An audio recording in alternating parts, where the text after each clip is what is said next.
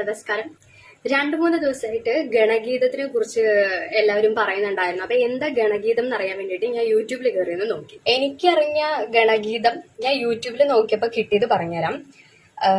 പരമപവിത്രമാണി മണ്ണിൽ ഭാരതാംബയെ പൂജിക്കാൻ പുണ്യവാഹിനിയെ സേചനമേൽക്കും പൂങ്കാവനമാണിവിടെ.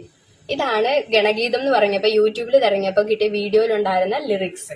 ഈ വീഡിയോന്റെ അതായത് ഈ ലിറിക്സിന്റെ ലാസ്റ്റ് എൻഡിങ്ങിലുള്ളത് ഭാരതാംബ കി ജയ് എന്ന് പറഞ്ഞിട്ടൊരു വേർഡ് ഉണ്ട്. എനിക്ക് മനസ്സിലാവാത്തത് ഇതിൽ എവിടെയാണ് വർഗീയത ഉള്ളതെന്നാണ്. കാരണം ഈ പാട്ട് അല്ലെങ്കിൽ ഇതൊരു ദേശഭക്തി ഗാനാണെന്ന് നമുക്ക് എല്ലാവർക്കും അറിയാം.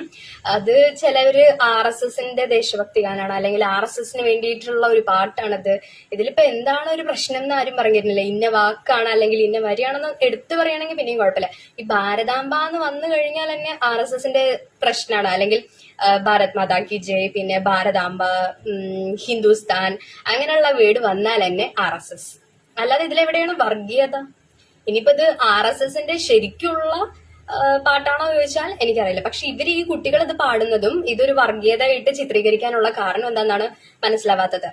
നമുക്കറിയാം പട്ടാളക്കാർ നിരന്തരം പറഞ്ഞുകൊണ്ടിരിക്കുന്ന ഒരു കാര്യമാണ് ഭാരത് മാതാ കി ജയ് എന്ന് വെച്ചിട്ടിപ്പോ എല്ലാ പട്ടാളക്കാരും ഈ RSSന്റെ ഭാഗമായിട്ടാണോ വരുന്നത്? അറിയാത്തത് കൊണ്ട് ചോദിക്കുകയാണ്. കേരളത്തിൽ ശരിക്കും അധികം പട്ടാളക്കാരില്ല എന്ന് തന്നെ ഞാൻ പറയുള്ളൂ. കാരണം കേരളത്തിൽ നിന്ന് പോകുന്നവരൊക്കെ കുറച്ച് പട്ടാളക്കാരില്ലാന്ന് തന്നെ ഞാൻ പറയില്ല. പക്ഷെ കമ്പാരേറ്റീവ്ലി കേരളത്തിൽ നിന്ന് പോകുന്ന ആൾക്കാർ കുറവാണ് പട്ടാളക്കാർ. നിങ്ങൾ ശരിക്കും ആ ക്യാമ്പിലേക്ക് പോയി കഴിഞ്ഞാൽ അല്ലെങ്കിൽ അവിടെ പോയി കണ്ടാലാണ് അത് മനസ്സിലാവുള്ളൂ. ഭാരത് മാതാ കി ജയ് എന്ന് അവര് നിരന്തരം പറയുന്ന ഒരു കാര്യമാണ്.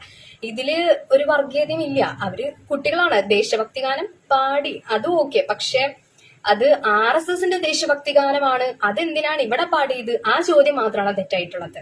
സോ ഈ ഭാരതാംബ അങ്ങനെയുള്ള കാര്യങ്ങൾ വന്നാൽ തന്നെ RSSന്റെ ആണ് എന്നുള്ളൊരു ചിത്രീകരണത്തിലേക്ക് സാധാരണ എല്ലാവരും പോകുന്നുണ്ട്. ഇനിയിപ്പോ ആ വാക്ക് പറയുന്നവൻ തന്നെ RSS ആണെന്ന് പറയാനുള്ള കാലം വളരെ അടുത്തിരിക്കുകയാണ്. കൂടുതലായിട്ടും അങ്ങനെയുള്ള കാര്യങ്ങളൊക്കെ ഒന്ന് അവോയ്ഡ് ചെയ്യണം.